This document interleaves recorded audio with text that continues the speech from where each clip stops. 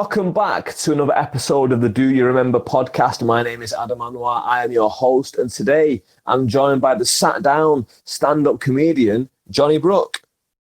Howdy there, folks. And today we're going to be talking about the Stone Roses' second album, The Second Coming. So for people who might not know, can you give us a brief overview of what Stone Roses' Second Coming was? The Stone Roses' second album is basically the sound of pretty much four lifelong mates falling apart and absolutely destroying themselves chemically, musically, and in every way they can without dying. And somehow, despite all that, it manages to sound amazing. So right off the bat, you're just going to go straight there right off the bat, because that in the kind of music community, that's quite a bold statement to say that this album is amazing. Now, I've got like very near and dear feelings to this album. We'll dig into that a bit further on. So let's give a bit of context for everyone. This album came out at the end of 1994. So how old were you at that time? Where were you at that time? Give us a brief. I was around about 15, 16. In a proper little mining town, even in Yorkshire, just completely oblivious to anything of any kind of musical value, and then suddenly realised that Manchester as a city is where greatness is produced, and you start to pick up on bits and bobs of the greatness coming through. And at that age and that stage, this is one of those albums that sort of hit criteria. It takes time for people to fall in love with you, but it's inevitable. Yeah, man. So, like, when was the first time that you remember hearing, like, whether it's the Stone Roses or this album? When was the first time you heard of the Stone Roses? Well, I did that thing of getting Definitely Maybe and genuinely thinking, as a kid that knew naught about music, that would be everything and nothing could ever beat it. And any lads who were like old enough that they'd sort of been in the flesh rather than the mum's catalogue were like, no, Stone Roses, that's where you need to be listening. That's what you need to get your head round. So I obliged and realised that, yeah, they were right. As good as Oasis were, these lads, something, that presence, that inner, no matter how good you are, we're better belief they delivered on. And me hooked from that point on. Hopefully people will form groups as a result of seeing us. That's interesting, because like you're slightly older than me then, so you were able to really experience this kind of firsthand, because I was only like, I don't know, by this point about 6-7 years old, so I wasn't really able to understand what was going on. My brother was the one who got me into the Stone Roses, and it wasn't like a direct thing. He was like 15 years older than me, so he would like have the records on at home, and like I would just be hearing them as a child, and like it would only be later on that sound like resonated with me when I heard it as an older teenager. So yeah, it's interesting that you got to experience that firsthand. So how about this album then? When did you first hear The Second Coming? I think luckily for me, it was about a year after it came out, because I can see how, like you're saying, for a lot of people that have got reservations about it, I had been old enough or wise enough that I'd heard the debut and then waited 5 or 6 years for this and then heard it. I might have still been down about it now, but because I got into it after it came out and I was just listening to an album in its own right, rather than all like the emotional attachment of the delay between the first and the second, just listening to it for what it was. Yeah, it's got its moments where it's clear they're not even looking at each other, let alone speaking to each other at certain points in the album. There's also parts that you pick up where it's just masters of their trade underlining how great they are. It's just mad how the album can sort of literally from one track to another. Like you might literally hear the tension in the studio in the actual track that's on there. Skip on to the next one, and it's this is the benchmark that others sort of struggling to hit. Yeah, and like so, you're bringing up some like really, really interesting points, to be honest with you, and like stuff that you're going to bring like a really interesting side to this that I've not dug too far deep into before. So it's going to be, I think it's going to be a really interesting conversation.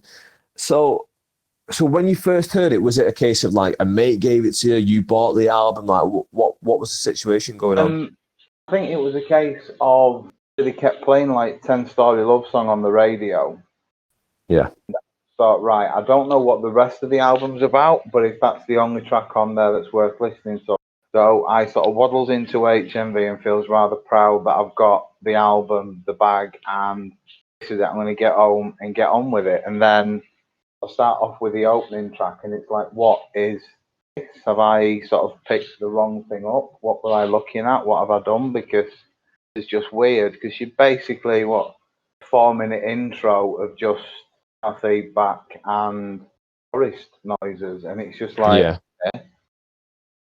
have maybe influenced the recording of this a bit, and you kind of start questioning how, based on like that and Love Spreads, which I'd heard so much of on the radio, it's like, hang on, how can the same album that's got those two absolute classics on this? Yeah, man. So that's Debut were amazing. Into Stone were just unreal. This can't be all just this. Have I got something that's broken? Have I got something that's... And then you kind of hear eventually opening track turn into an actual track. And if you take that weird intro out of it, it's an absolute filter. And suddenly it was like, right, now we get into it. so. Was this like one of the first albums that you ever bought, or? Yeah, sort of literally, definitely in like the first 5, because like I say, definitely maybe ended up being the first. And like random bits and bobs, but just the amount of people that kept saying to us, no, mate, seriously, if you've worked out that that's the kind of music that does it for you, and there's nothing of that type that will do it more for you than the Roses. So at least once I'd acted on like the proper advice of start with the debut before you do what else, it was like, well, okay, what else is there? And then boom, you get into, and suddenly has its impact.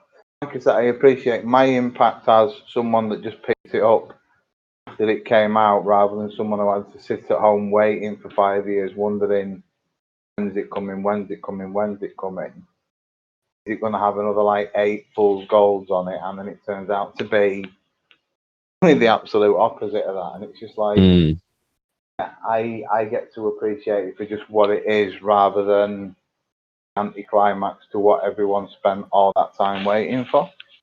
Yeah. Do you know what? You've actually jogged a memory of mine. So like I mentioned before, like I was like, when my brother was in the house, he was a lot older than me, and like he used to play these records as a child. Then I re-established, was introduced to them in my teenage years. I had a very similar experience to you in terms of, I had a mate in college who was called Andy, and I only listened to hip hop, and Oasis was the only thing outside of hip hop that I liked.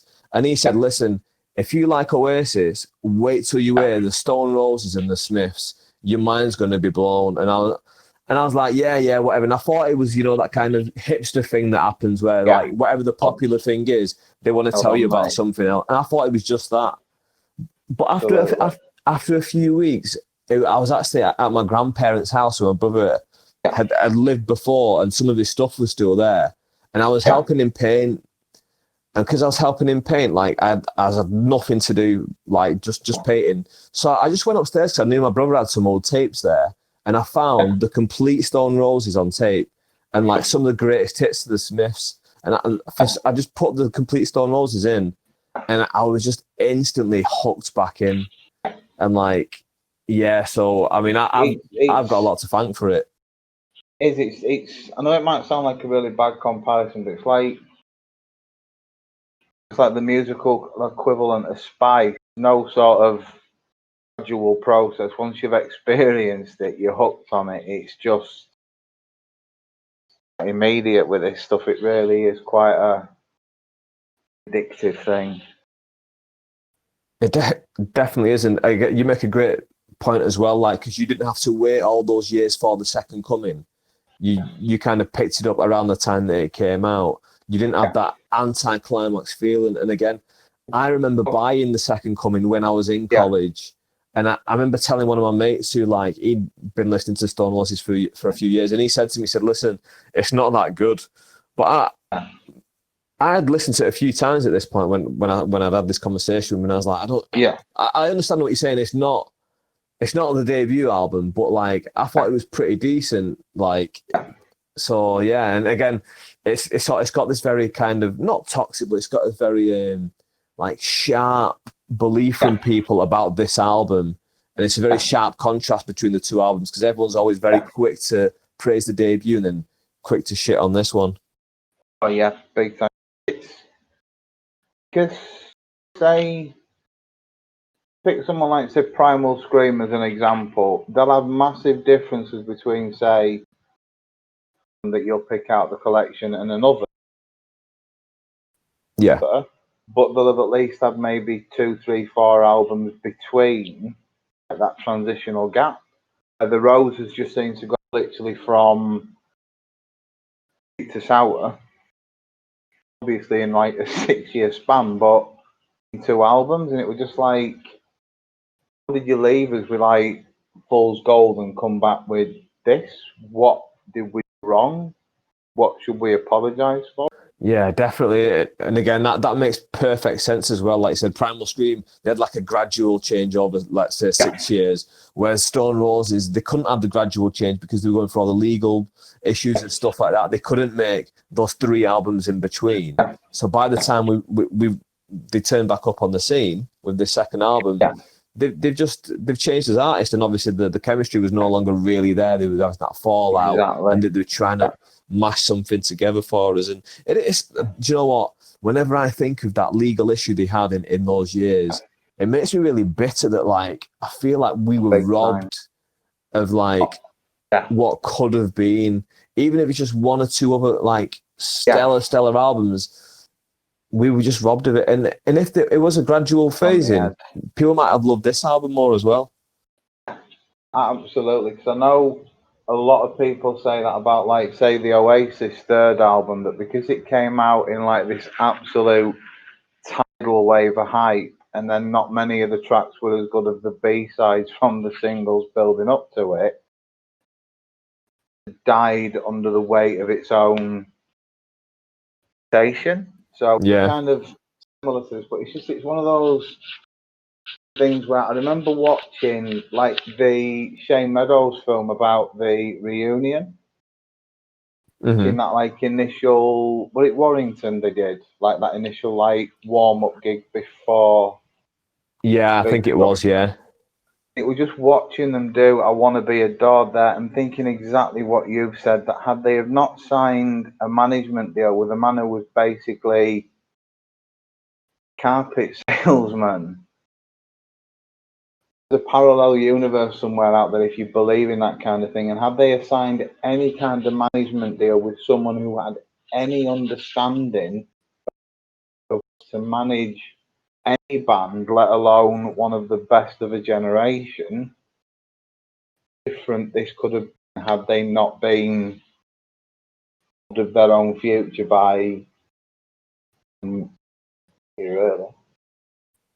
Definitely, like even now talking about it, on the other side of that coin of feeling robbed of all those years, there's also like a romanticism around the fact that they couldn't make songs for so long. And you look back, and it's kind of like the stuff like George Best and Muhammad Ali when he was banned from boxing. You look back and you go, oh, they were the best around, but can you imagine what would have been? Can you imagine what like we got a greatness from them, but can you imagine that? And that romanticism around them, I think, absolutely. I mean, it could be a saving grace as well, because who knows, they might have come out and not delivered. So, I mean, but this is it, because when you look at like those 2 singles that they released after the initial reunion, it's like, oh, maybe they were just on the live shows,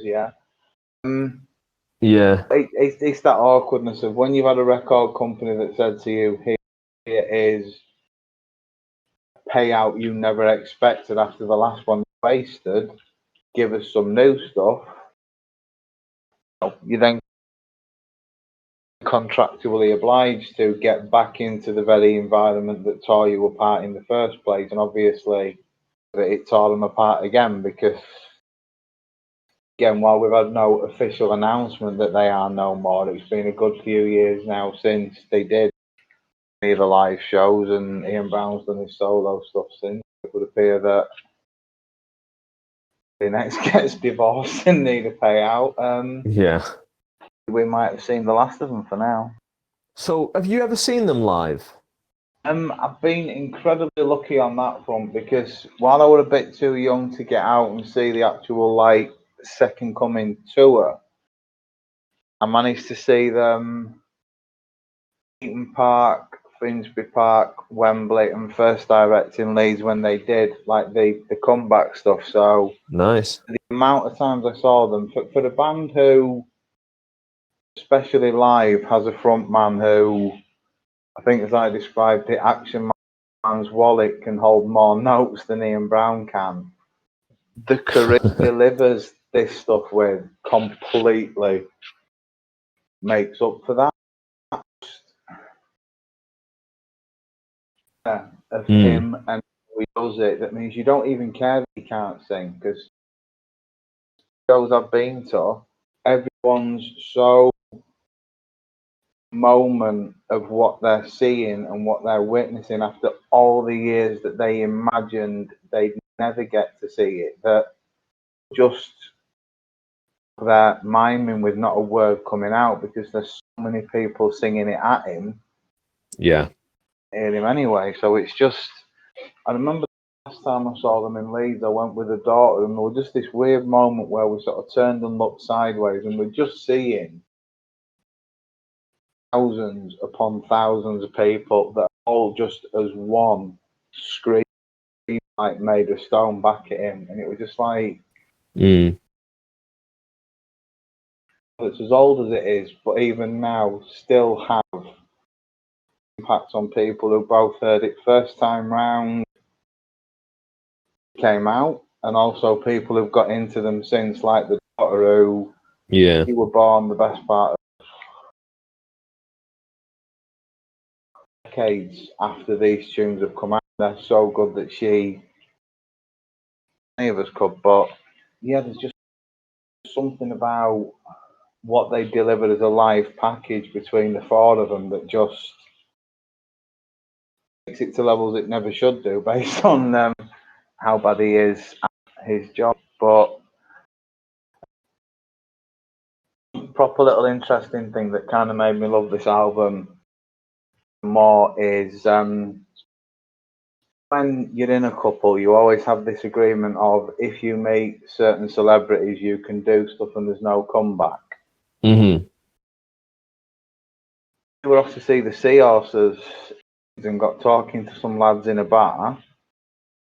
He was explaining to us how his girlfriend worked at Town and Country in Leeds, where the Roses did the Second Coming shows, and on her list. So working in the venue, she decides that after the gig. One second. Just go back. You cut out a little bit there. So you just said that she. Sorry. No, and that's fine. I wanted that all this story to be in because it sounds really good. So you were saying that she works in the venue where they're doing this reunion show, and then if you just go for sorry, this was like the original tour. So back like 96 when they were physically doing like the actual tour after this album came out. Oh, okay, yeah, 96, yeah. So Town and Country in Leeds, and the lass who's working at the bar decides because she's got access to go backstage to tell the band and Ian Brown in particular how much she'd enjoyed the show, and Ian being Ian, he offered her, let's say, an encore performance. He was on the list, people she could, and there'd be no comeback. She decided to accept it.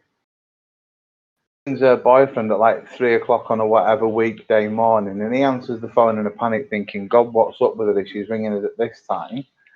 and she's literally ringing home from shagging Ian Brown to tell him that she's shagged Ian Brown. And it turns out that them lists aren't really bulletproof, because although it had been agreed between them that he were on that list, that if she did, there'd be no comeback. He just pretty much put her stuff on the doorstep, and that was the end of them. So it was just like, it was just this magnificent random tale to hear off a lad that you've just met about, Brown is your hero, you can't get a ticket for the gig, better half is working behind the bar. So not only is she seeing it for nothing, she's gone and like shagged the fan after it, and it's just like, well,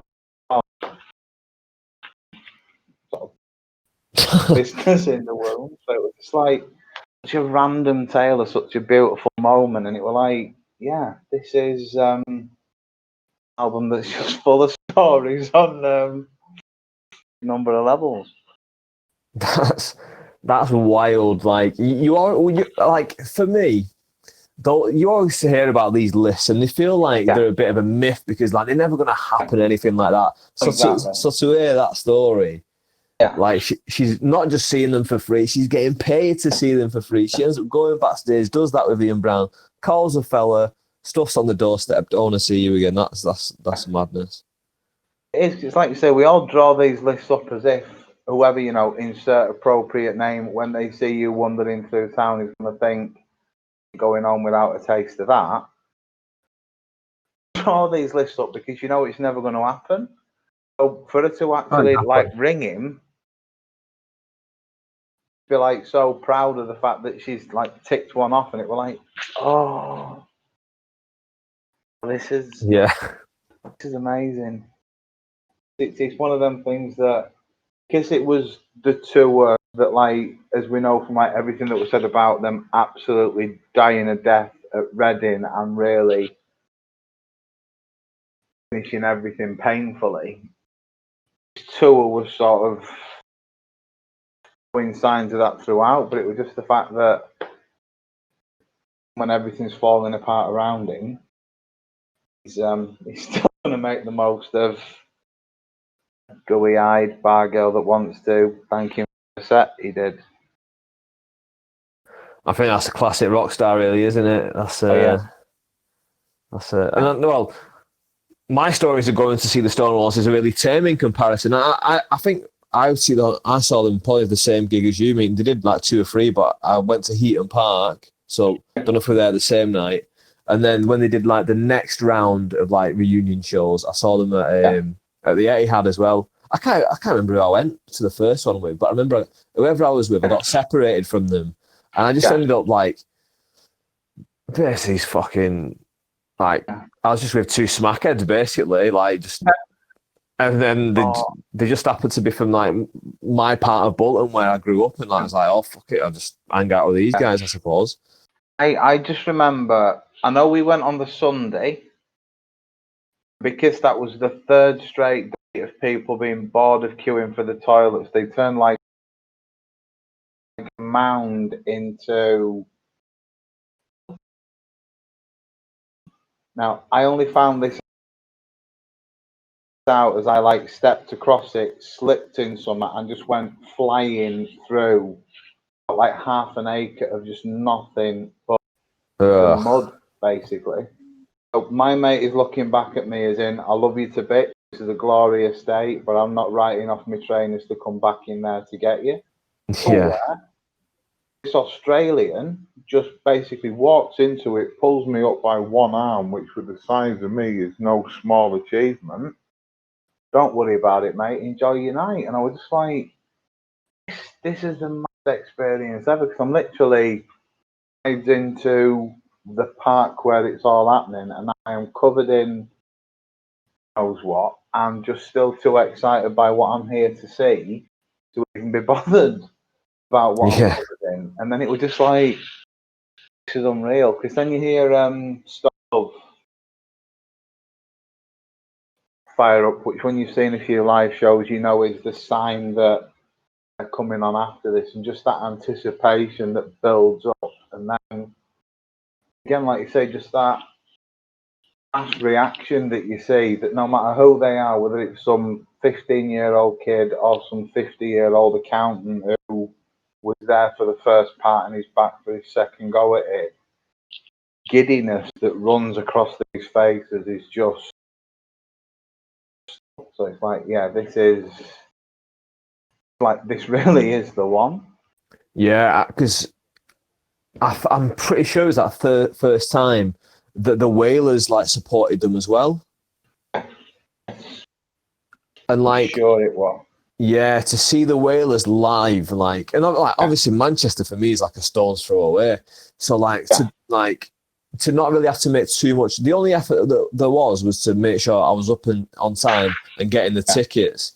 Besides that, it's just a nice jot down to Manchester, go and you're seeing the Whalers, and they're not just seeing the Whalers, but then you're seeing who, for me, the greatest band of all time, the Stone Roses. They're live in front of you. Yeah, they're not who they were 20 years ago, but it's still the Stone Roses in front of you. Exactly. It's And like, I remember, as a mate of mine put it, it's like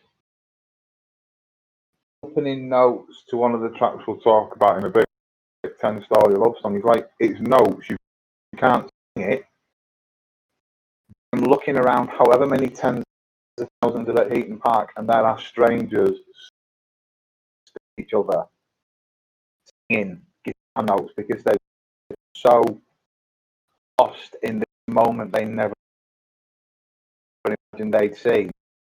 And it was just sort of the experience itself, almost like more incredible than the band could be on their own. It was just love that everyone had for it, just elevated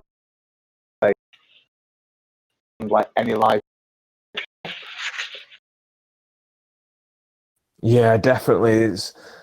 It's one of those things where you see like going to like any gig, and it's like a reasonable band is a good fun experience. Like even if you're not a big fan of the band, it's a good fun experience. You can go and see anyone, you just name a random band. But like when you go and see one that like not only like you love, but you're in a field full of like 60, 70,000 people, and like pretty much everyone there loves this band. There might be the odd person there who's been, dragged by the girlfriend, dragged by the boyfriend, that kind of thing. But for the most part, everyone there absolutely loves them. And when the songs come on and they're being played and everyone is belting it back, Ian Brown could be the worst singer in the world. You can't hear him that well. It's being carried by the audience, and like it's just it's the experience over like what you're seeing for me. Do you know what I mean? Like to just be there.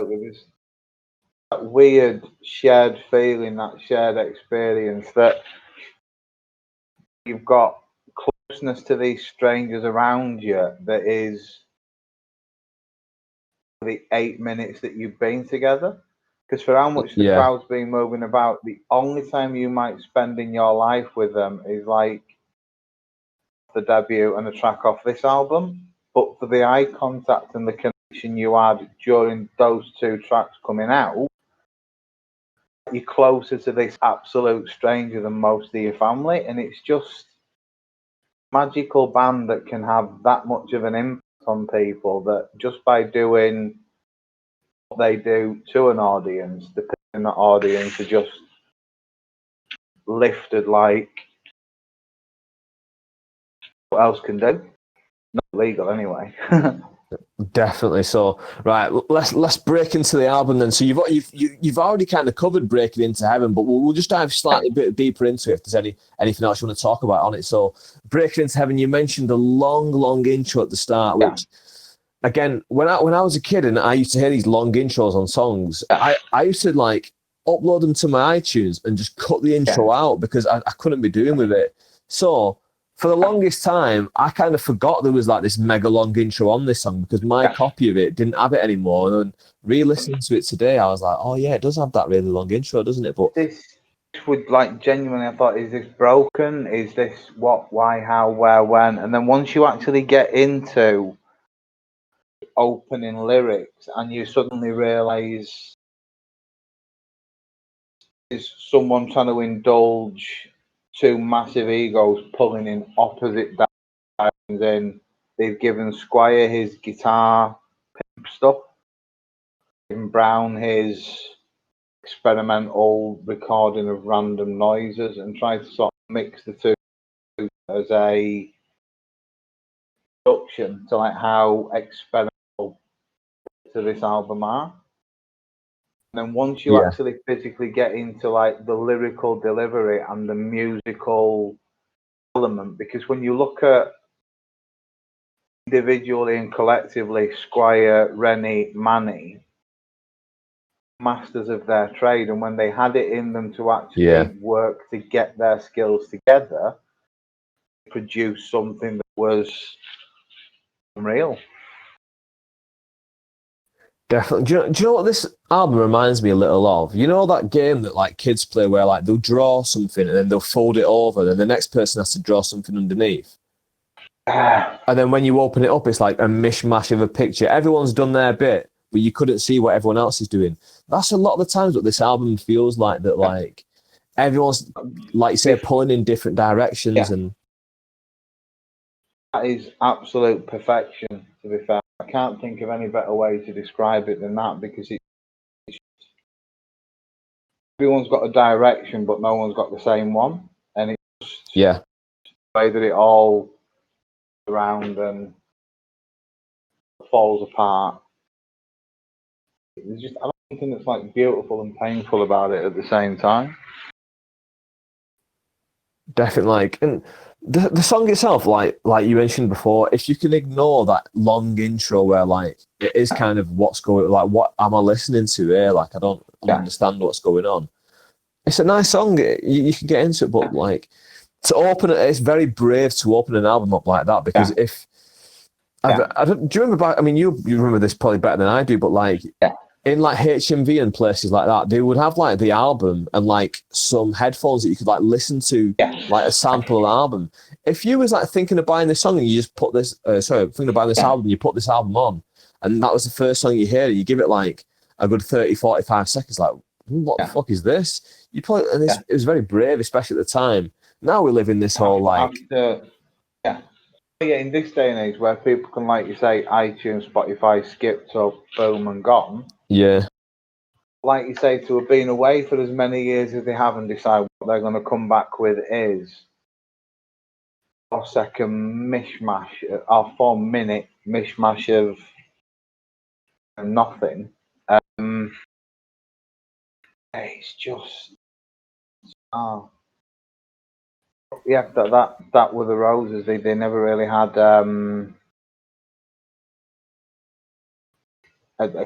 to anything. They just did stuff in their way because there was no other way to do anything.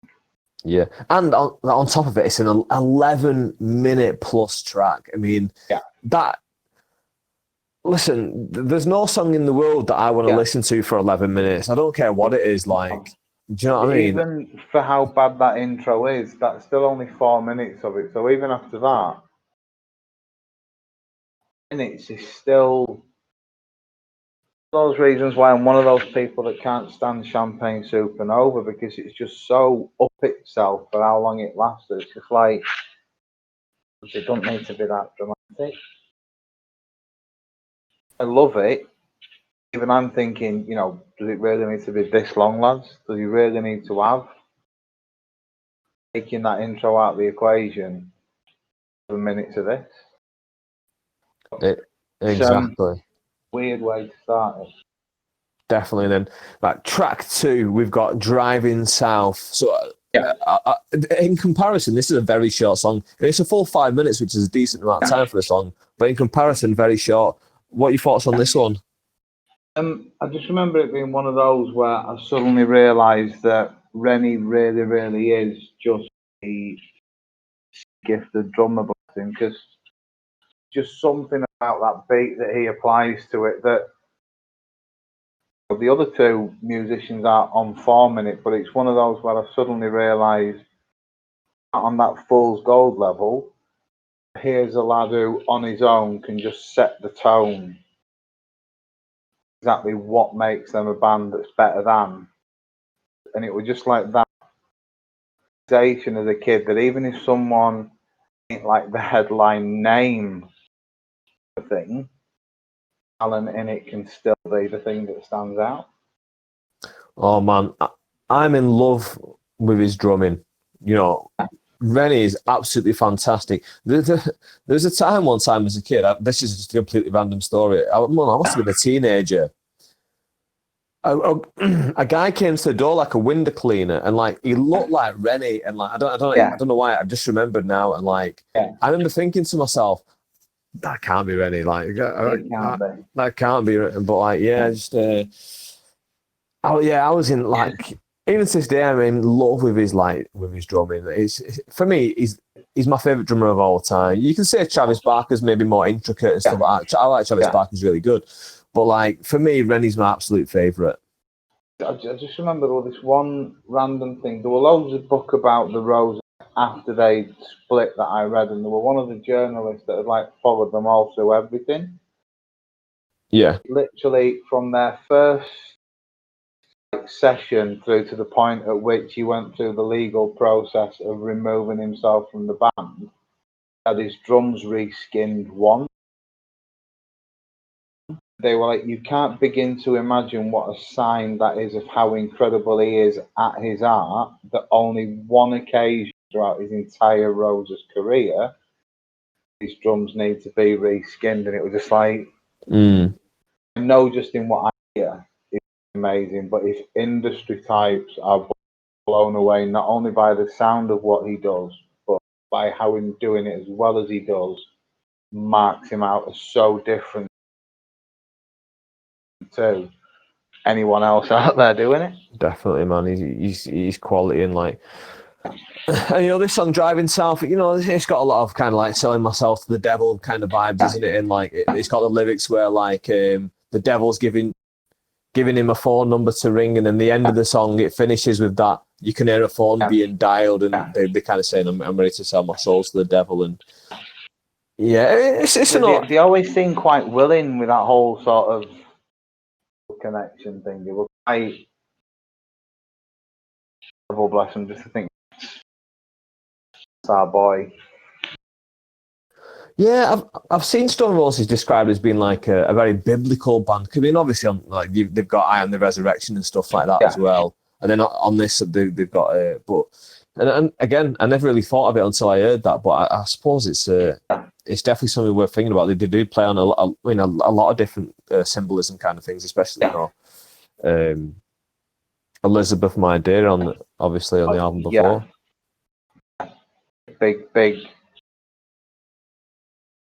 I used to have that really simple, because when I thought I could learn to play guitar round about sort of mid-90s point in my life, I learned to play Scarborough Fair. Okay. What were now the Simon and Garfunkel thing. I had no idea at that stage that Elizabeth, My Dear existed. Yeah. I realised that I could accidentally play a Roses track. It was like, oh, look at me, I'm famous. Yeah.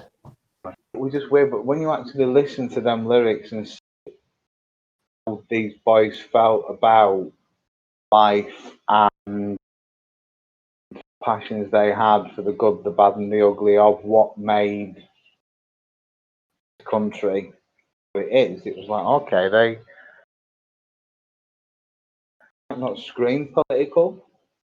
Things like Waterfall, when you things like This Is the One, get sort of deeper into the wider messages they're spreading. It's like, they certainly make sure that when they do want to make a point, they leave you in no doubt as to what it is that they're making. And I think that is like, even though as a song I was never hugely into that song, it still really made me like connect with the band, and I think that's one of the reasons why I like the Smiths as well. Because although I mean, obviously Morrissey over the more recent years he's kind of gone off the boil a little bit. In those days, you know, they're doing albums like The Queen Is Dead and, you know, Meat Is Murder and all this kind of thing. And although I don't agree with, you know, the Meat Is Murder as a topic, I can really appreciate that artists, especially the time when they're not really mainstream artists in the 80s. They were kind of like, you know, not underground, but they under the real mainstream radar. And they're using their platform to say very political and outrageous things in the 80s. I really appreciate that. Yeah. Just sort of taking that brave step to say we say something a lot politer to try and get a profile than we've got, but we'd rather say what we genuinely feel than just to maybe sell a few more albums and get a bit more telly time. Bit to them on that front. Exactly. So, right, track number 3, which I think is a lot of people's favourite track on the album. It's probably my favourite. It's 10 Story Love Song. What do you remember about this one? I remember this one in particular being the one that, because it kept coming on the radio at work, it were like, not have the album that this is on. Why have I not bought it yet? What am I doing wrong? Yeah. And so once you actually then get that, and again, it's kind of what perhaps at that stage made the first 2 tracks just to understand like the direction and point of when you then hear one. The way that it says so much, and it is so much, and it's just one of those tracks that never ever age. It'll never feel outplaced, outdated. There's a sentiment to it that says much to it. And if you're listening to that and it doesn't trigger feelings in you, then maybe see a medical expert, because it generally is one of those that it just sort of pulls and it sort of resonates with so many past experiences you've had, hopes you've got for the future, and just that insight into what it's like to sort of have things put to words and music by lads that have been there, been through it, and this is their summary of it. And it's just like, wow, this is like to hear a godlike doing godlike things, because they really just the park. Definitely. It's such a beautiful song. And like, I mean, you did it justice there, and people don't need me to, to talk about this one at length.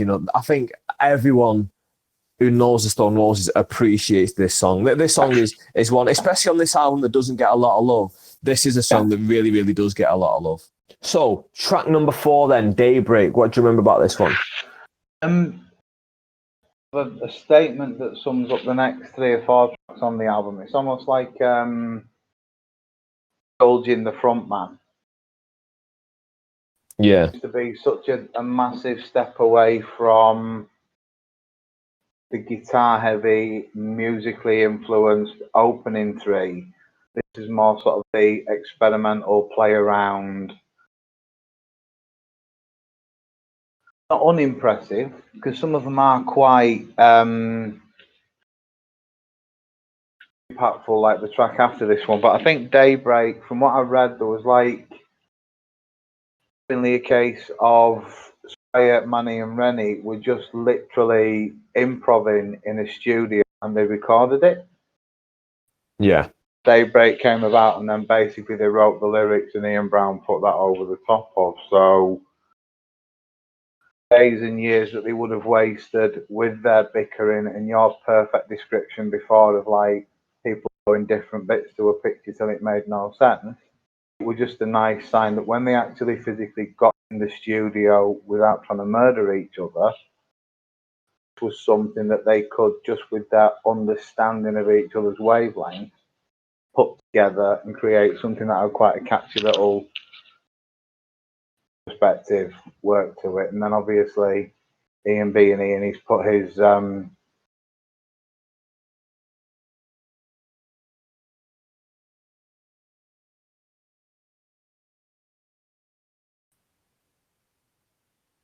Oh, you've cut out a bit there. Am I still there? Yeah, the last thing we heard was you said typical Ian being Ian, and then it stopped. Oh yeah, he just put like his touch to it. That there is quite some of what he's saying.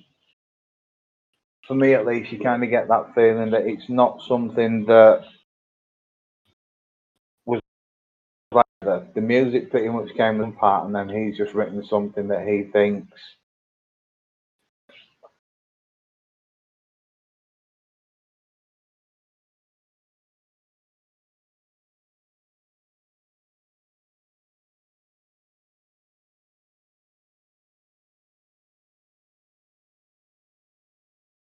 Oh, it's gone out again there.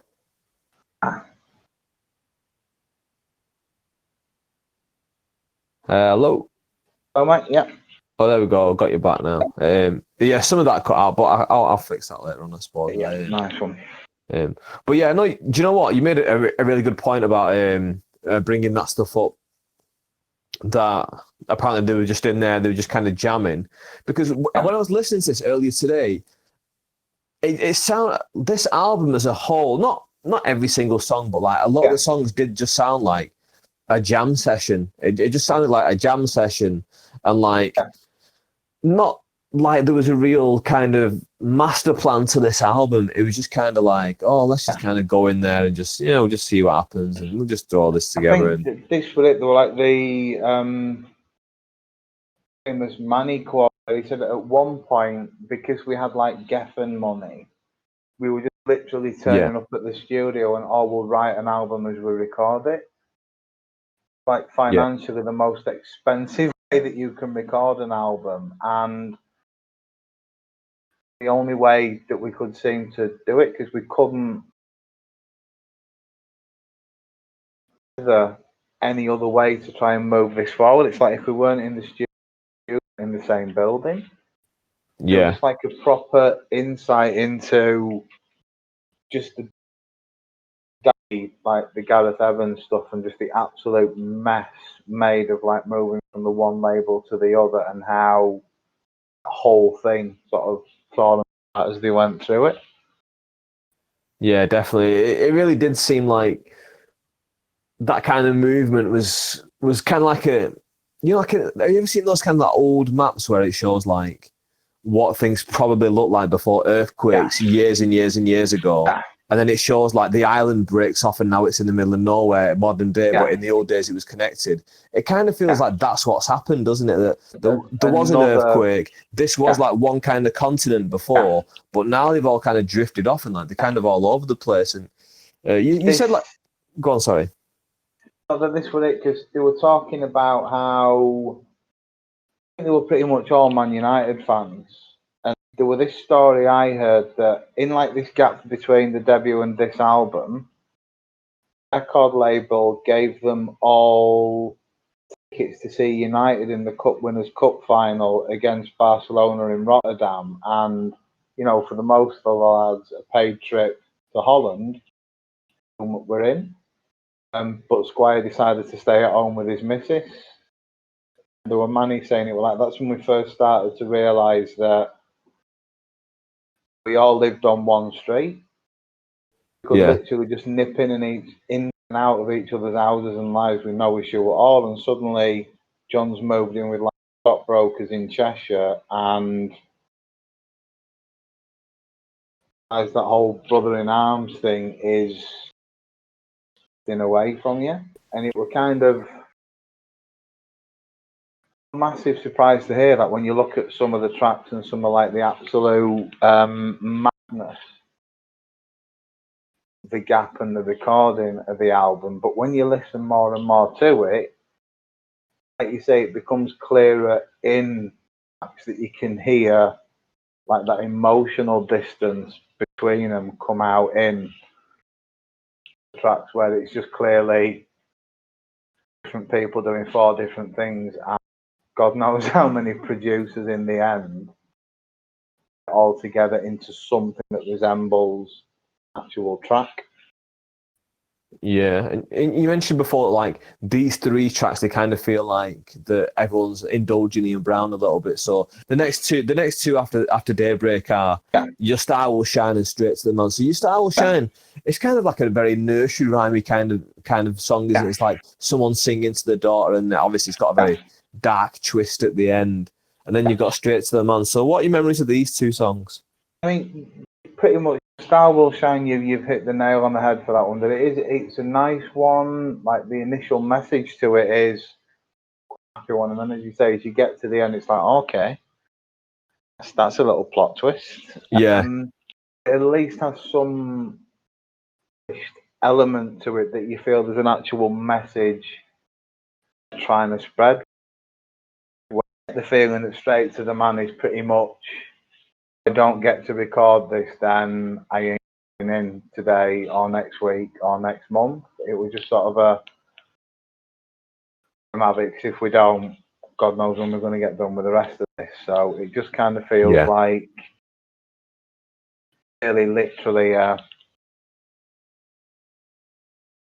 Yoko moment in terms of if we don't agree to this, then nothing's happening. So we'll put it in, fill it out, and every track's going to be a masterpiece. It's one of those that it feels to me that as much as I love like the entire album, I'm going to get to say to one track on there, sorry, but it's not your year. It's the one that I'm happy to pop there, to be honest. Yeah, it's starting to feel the more we go into this album that it's really reflecting how the band are.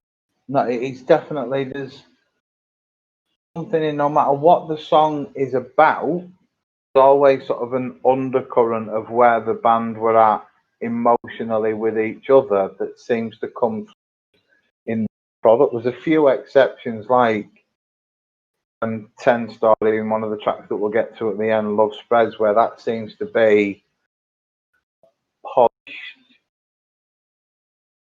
and some of the others where there's enough belief in what they're doing and the direction they're all going in that those tracks come out of this standard that you would have expected after the gap between the albums. Sort of those two are mark ones where, oh, this is what we waited for, 10 or 11 of these. But yeah, it's the weird thing with expectations, they very rarely get met. So how about track 7 then, Begging You? Because it's one of the single, and it's basically everyone wearing Rennie masks because he never turned up for the video shoot. So you've literally got like strippers and pole dancers. I know this might be that they were literally at their end of days. Yeah. Attitude towards it that we're just like, yeah, can't help but love this. And the track itself is just, because again, it's so different to everything. For once, it's different in like a really positive way, because they've again that thing where they won't be restricted to a genre to make tracks that they like. And Begging You kind of shows that as much as there's tunes on that album that are like proper obsession with like the guitar greats of bygone eras, the track that were like, yeah, do you know what, we're going to do something completely different and we're going to do it quite well. So my hat to Begging You on that front, because it kills that. Yeah, a mate of mine, Jay Burke, he loves this song and he's into his rave culture, and that's the reason why this one particularly he's a big fan of. And it goes to exactly what you're saying. Like, they decided to venture out a little bit from their genre norms, as it were. And it's always interesting when bands do that. Yeah, oh, definitely. Particularly when it's that frustration that they did it and did it right, no one as they did for me. But when they did it and half-assed it, it was painful to see. But thankfully, with Begging You, they did this to a level where it's like, okay, you gave us something different, but you gave your all in giving us that thing that's different, and that's why I'm fan on that one. Yeah. How about track number 8 then? We've got Tightrope. Again, it's one of these that loving, just to think it's the only track they ever did where like all 4 of them are on vocals. True. It sort of seems indulgent at times in terms of sort of the flow and vibe of it. But because again, it's one of those tracks on this album where the day or week that they recorded this, they kind of got on, and it comes through in the track and just gives you another. Yeah. Where you can feel how different things could have been. They've sort of gone through a spell of not war with each other and the world. Yeah, definitely, man. Right. Track number 9. This is another one of my favourites, actually. I kind of skipped over talking about the last few ones because for me, besides the points that I mentioned, they kind of get a bit samey to me, a lot of them.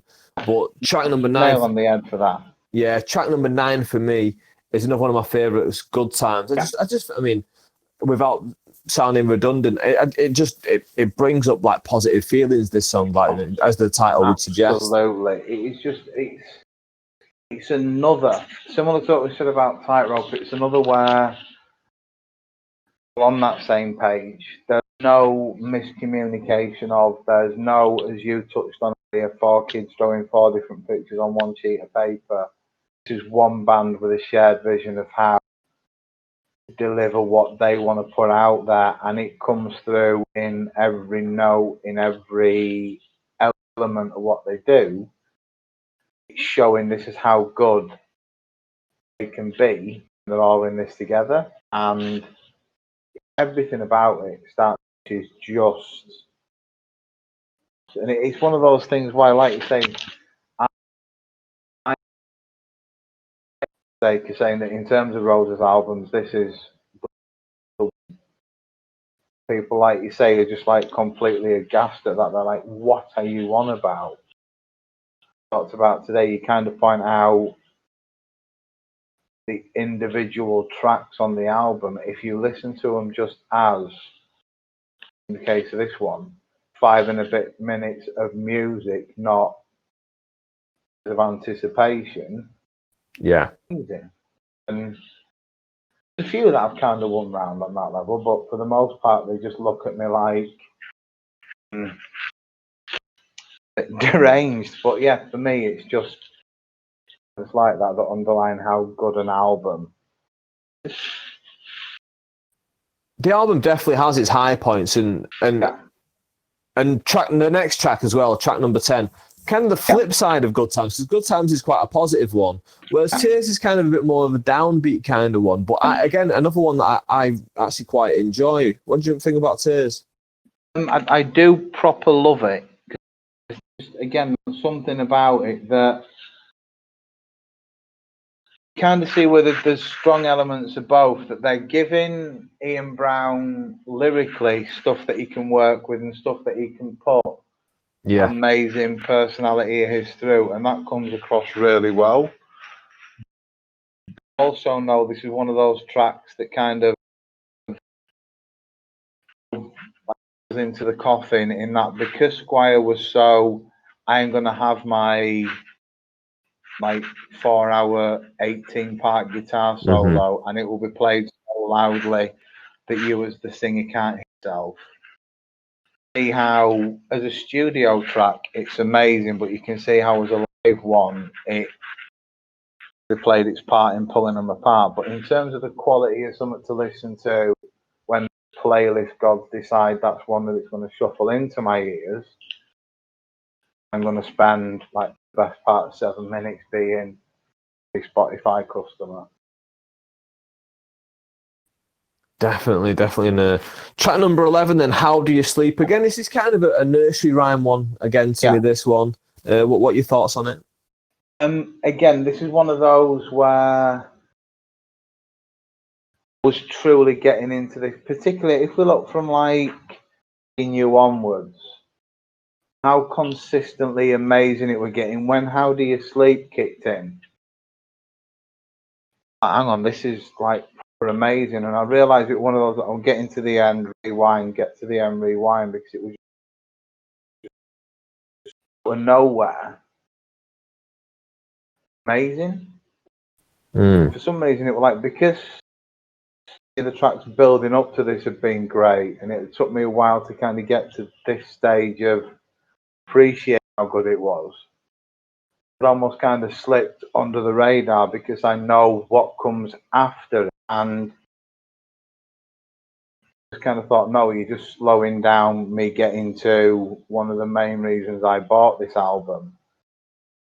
Annoying me, but when I actually listened to it, so right, it was like, oh, boys, this is absolute class. Yeah. Track 12, then. Again, this is another one of my favourites. I think this is one of the heavy hitters off the album. Love Spreads. I'm a big fan of this one. How about you? Yeah.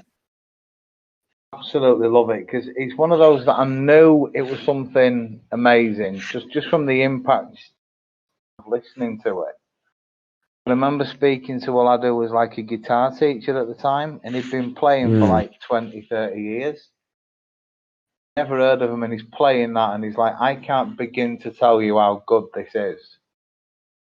The man is doing stuff there as a guitarist that, for all the decades of experience I've got, I can't begin to imagine how it's possible to do this. Yeah. When you actually throw in the rest of the band are doing, the lyrics, the way that Ian delivers it, and it's just such an amazing setup, and so wow track, they're just delivering greatness on it. And it's like, if you're looking for the way to like bring a curtain down on an album or a journey or a band, then what better to do it with than this, because it really is just a beautiful display of like what they were all best in their element at. He can't sing for love nor money, but the way he delivers this, don't notice or care. Guitarist is godlike, and he truly achieves and underlines that status on this. And when you listen to what Manny and Rennie are doing, individually and collectively, they just knock out levels of greatness that just make this amazing track on, for me, an unreal album. Yeah, it's really, it's bittersweet, this song for me, because it's the last real track on the album, isn't it? And like, I can only imagine sitting listening to this in 1994, 1995, expecting the Roses to come back and like make something else after this, because this song leaves you on that high note of like, okay, like it's not what I expected from the Stone Roses, but like they've given me some good songs in here and they've ended on one that I like. I can't wait to see what they do next. And then I mean, pretty much nothing. Let's face it. I mean, we got little stuff that we can touch on later on, but for their main run, they didn't do anything else. And that like you say, is the heartbreaker that touched on a few times in this chat. That there's moments during the album where you can sort of hear in the tone of what they're doing. Yeah, they are like individually and collectively falling apart. The actual tracks themselves, for how well producers are together, they show that this is a band that's still got the talent to achieve so much. You say to a finished song, Fred, and think, okay, this was different to what we were expecting. What do you think of the album? That track on its own, incredible note to end on, to move into happier future, because at least at that point, it's like right at the start of that whole Britpop thing where you've suddenly got bands coming out of everywhere. Yeah. Obviously, they've arrived back into a much more crowd musical scene than the one they left in issues after the debut. So it was always going to be a bit more of a challenge.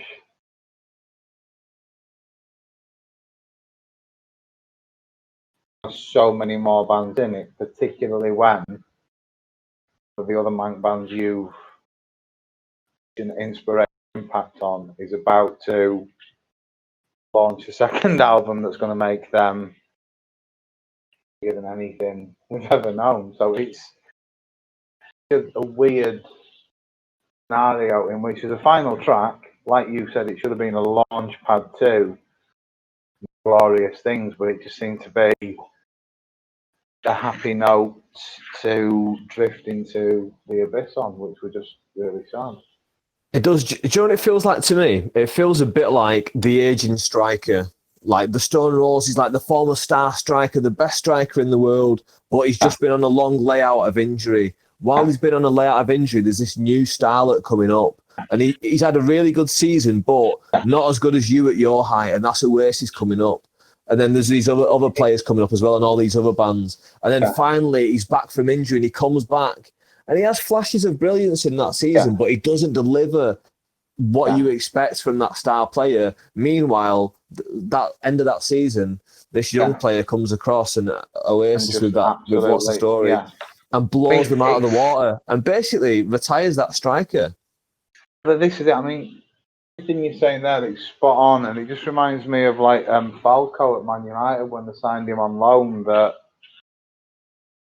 exactly that something's coming. There's all the build up, there's all the hype, there's all the memory of how incredible they've been, and then there's just after moment of it just not working. Yeah, as you say, in that scenario, you're promising things come along and suddenly, boom, there we are. See you later, mate. Exactly, and we've got one more track on this album.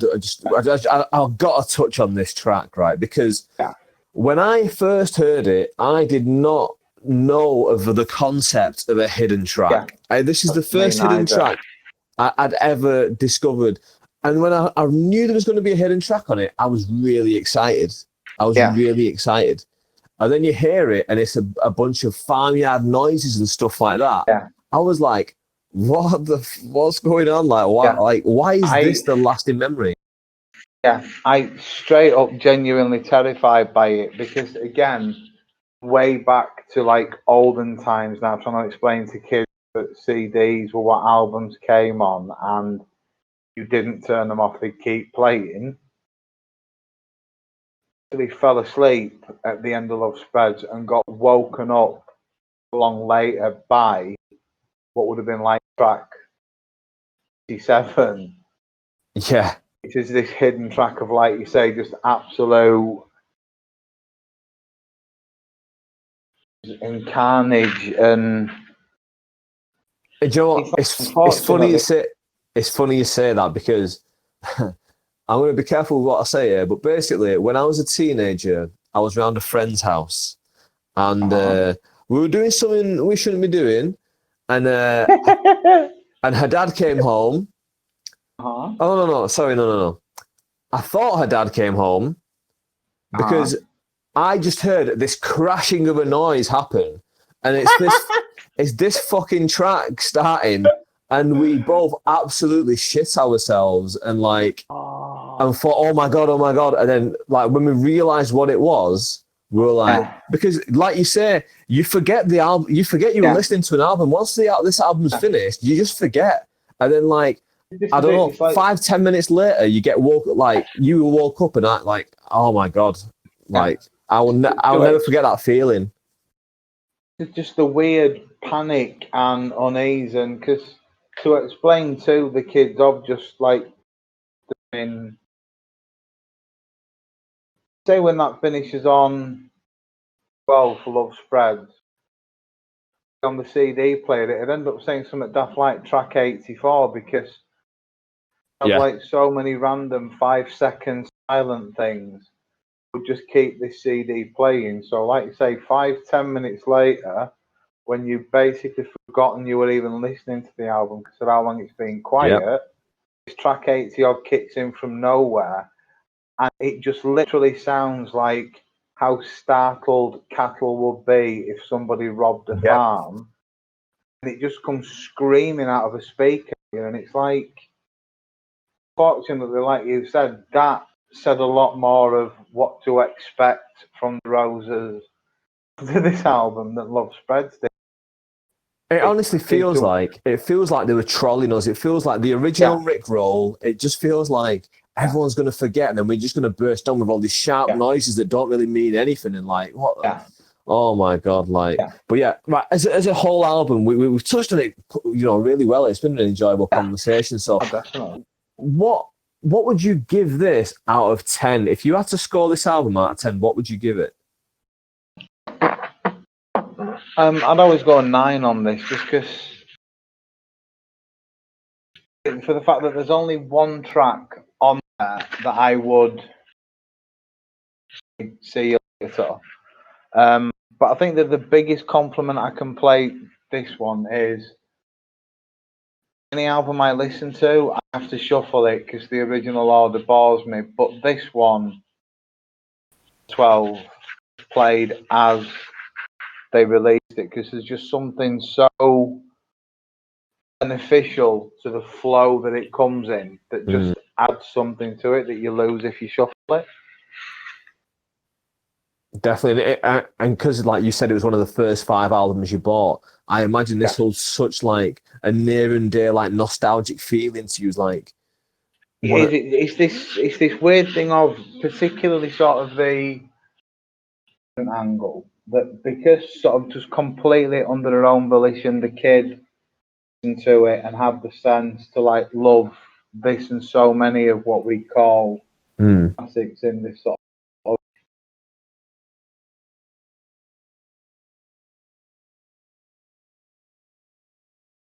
fully embracing the greatness of it and wanting to be involved in like the reunion stuff. It's like answers it that when you've got not only your own love of what they've done and how they've seen that somehow you've created a human that also buys into that, it just yeah, reinforces how like yet she still can pick up on lads we're trying to put out there when out, and obviously in her case because she was born about 7 years after the album came out, for her yeah, again listening to it is just a standalone thing rather than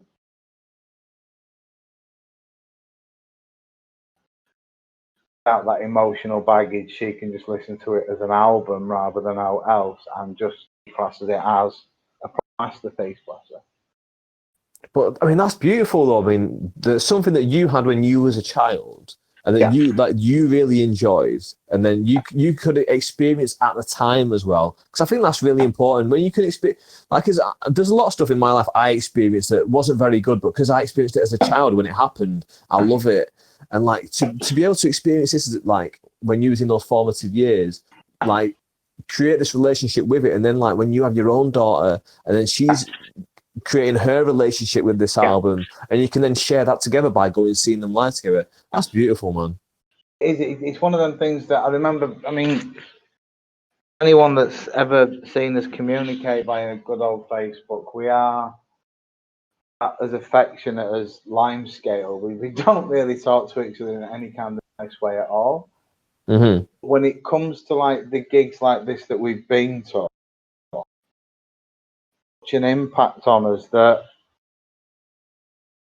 but just smile at each other because it's just such amazing like time and space to be in where you both know how great the event and the moment and the experience is, and it doesn't need words. There's just a Yeah, feeling that goes through where you can just nod at each other in terms of yeah, I'm glad that we're doing this too because it's just impact that no one else gives you. yeah, man. I mean, that's great. Is it before we round up then and finish off? Is there anything else you want to touch on before we get off?